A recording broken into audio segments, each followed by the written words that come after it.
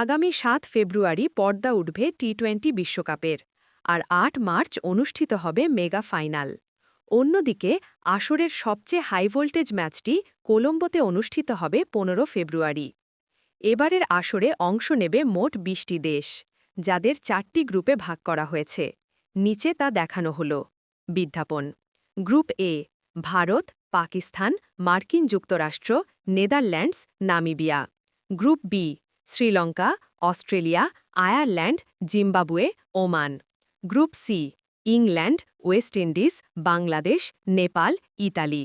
Group D: New Zealand, দক্ষিণ Africa, Afghanistan, Canada, সংযুক্ত আরব আমিরাত। প্রতিটি গ্রুপ থেকে শীর্ষ ২টি দল সুপার ৮-এ উঠবে। সেখানে ৮ দল নিয়ে হবে ২টি গ্রুপ। সুপার ৮-এর গ্রুপ থেকে শীর্ষ ২টি দল সেমিফাইনালের যোগ্যতা অর্জন করবে। আসরের উদ্বোধনী ম্যাচে লড়বে পাকিস্তান ও নেদারল্যান্ডস। দিনের দ্বিতীয় ম্যাচে বাংলাদেশ ওয়েস্ট ইন্ডিজ মুখোমুখি হবে।